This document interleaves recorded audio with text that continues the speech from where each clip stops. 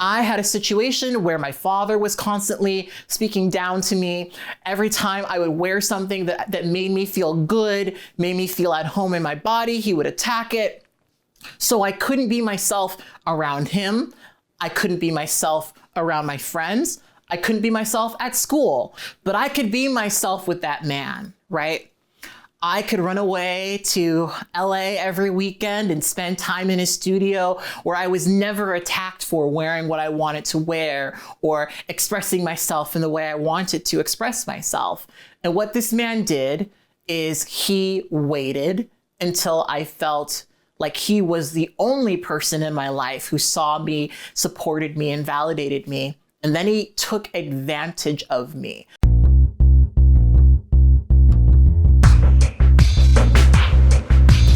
Hey guys, it's Kat and it's time for another episode of True Tea. I want to thank you guys for joining me for yet another episode of True Tea and the first one back on YouTube. Thank you so much for joining me for True Tea over the past couple of months. As we've changed formats, True Tea is now a podcast, and I appreciate those of you guys who have been patient with me as I explored new things. I think we have finally settled on a format and a schedule that I really like, and I wanted to share with you guys what is to come for True Tea before we get into this topic. I've decided that I want True Tea to be something monthly as opposed to weekly, so what we're gonna do is we're going to upload a new video episode of True Tea every first Saturday of every month and host the call-in show the following Wednesday at 6 p.m. Pacific Standard Time. So if you have something to say about this topic, keep it in mind for next week where we will be discussing the topic of this video. And boy, is it one hell of a topic. So as per usual, I would suggest you go to your kitchen and grab yourself something to drink. Personally, I am drinking an Arnold Palmer by Arizona Tea. Did you guys know that you can buy like big jugs of Arizona tea? I'm recently discovering this, even though I certainly do not need more sugar in my diet, but I do enjoy a good old Arnold Palmer, so we'll let it slide. Anyway, I'm gonna take a sip of this and then let's get right into this conversation. Ooh, let's not spill the tea so soon, oh my God. So, can we talk about something? Recently, there has been an increase in antagonism against LGBTQIA+ folks in education. There is a bill in Florida that recently got passed called the Parental Rights in Education Bill. It's a bill that many are describing as the Don't Say the Gay bill because it seeks to ban all conversations about gender identity and sexuality from classrooms between kindergarten and third grade. Now, it's important to note that sex ed is already banned in Florida, where this bill comes from. But this is a bill that is essentially targeting what many people on the right would describe as activist teachers, teachers who are essentially just not cis or heterosexual and acknowledge as much in their classrooms. People who support this bill support it on the premise that those conversations amount to grooming.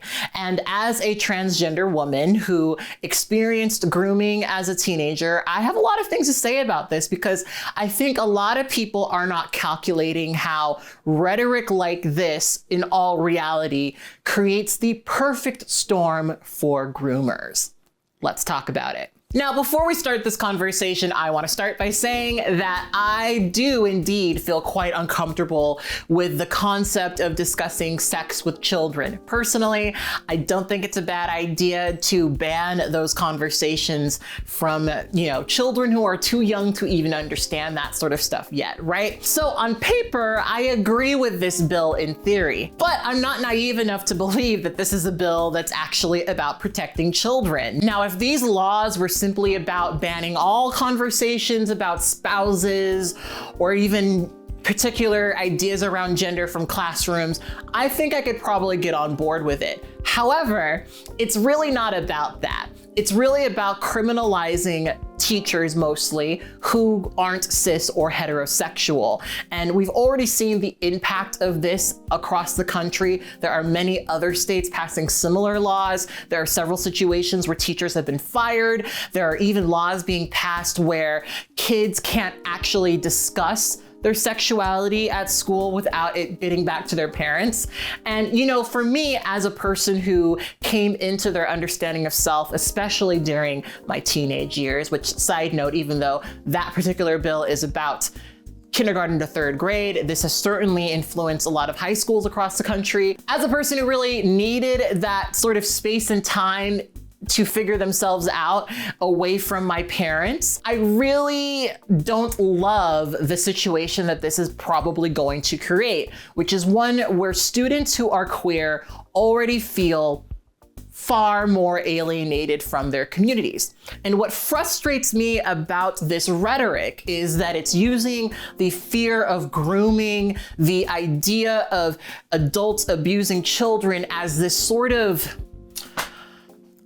I want to say scapegoat, but I don't think that's the right word. It's using it to kind of win this argument, right? Like I said, I agree that kids shouldn't be talking about sex. I feel incredibly uncomfortable around people who express a cavalier attitude towards those conversations. But that being said, that's not really what we're talking about here. If a queer teacher is grooming their children by acknowledging the fact that they have a partner of the same gender, for example, it's also then grooming for a heterosexual teacher to acknowledge their wife, right? Or their husband, right? Now, if we were talking about banning all of these conversations universally, I would kind of be on board with you there. I don't think that a teacher needs to talk about their relationships or their life outside of the classroom. I don't think that's necessary for a kid to get a good education, right?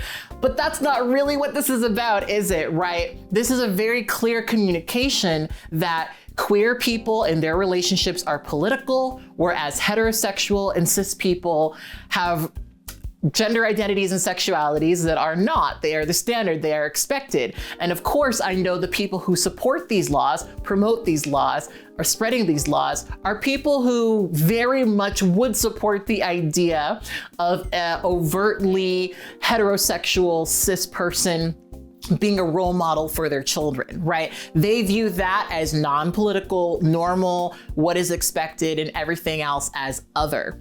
And what messes me up again with this is that that's a very strange way of looking at grooming, right? As a person who experienced grooming, I know that a very central aspect of being groomed is isolation from your community. It's hard to groom a child who has people around them, adults, who are looking out for their well-being. Now, growing up, we had a GSA at my high school. We had a gay straight alliance. And this was like a couple of kids. I don't think there were ever more than 10 kids hanging out in a room. The teacher was just sitting there grading papers, kind of just opening up their room, and we would all just hang out. There was no discussion about, you know, you need to be this way or that way. It was just a bunch of kids who were probably some shade of queer and allies who wanted to support, right? That's really all it is. I say allies in quotation because several of those allies later came out as some shade of LGBTQIA+. But I don't ever remember in that context a queer teacher influencing us in any way. We simply had a space where we could organize and speak and hang out, and that was kind of that. And that kind of community is so important for a lot of queer kids because you feel generally rejected by society, right? Most queer kids grow up with a very unique understanding of the fact that they are different from most people. And hey, this is reflected back to them when they have teachers who are heterosexual, when their role models never reflect who they know themselves to be, right? And I've often spoke about how for me, when I was younger and I had suicidal ideation especially, a lot of that related to me having a really hard time imagining who I could be in the future, right? It's hard to be idealistic about where your life is going when you know that you are so different from everyone else that you can't even imagine existing in this world past a certain point, right?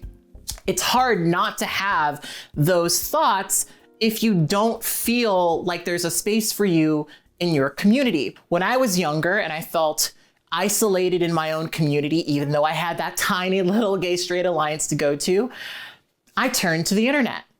right? I turned to the internet to find people like me. And I did find people like me, but I also found a lot of perverts who were looking for kids just like me, who were not being watched by their parents, who felt rejected, who felt isolated, who needed someone, anyone in their lives to say that they are valid, right? And so what happened? I started having these private conversations with these creepy men. Eventually, I would end up meeting one of these men. He was able to see the exact void I had in my life and fill it, right? I had a situation where my father was constantly speaking down to me. Every time I would wear something that made me feel good, made me feel at home in my body, he would attack it. So I couldn't be myself around him. I couldn't be myself around my friends. I couldn't be myself at school, but I could be myself with that man, right? I could run away to LA every weekend and spend time in his studio where I was never attacked for wearing what I wanted to wear or expressing myself in the way I wanted to express myself. And what this man did is he waited until I felt like he was the only person in my life who saw me, supported me, and validated me. And then he took advantage of me. I won't get into the full story. If you've followed me for a while, you already know the story. I've told it several times on here. But long story short, I would not have been in that position if I had people in my community who I felt seen and understood by, right? The little GSA that I was part of was great, but it wasn't really what I needed. And when I think about what I would have needed back then to not be in the position that I was in, I think about how life-changing it would have been if I had a space where I felt that I could come and be myself. That's what I wanted more than anything back then. I wanted not to feel like I had to compartmentalize myself. Back then, I felt more at home with the man that was abusing me than I did within the actual house I lived in, the actual parents that raised me, right? I felt so much better being abused than I did being at home, right? And that's a position that a lot of queer kids are in.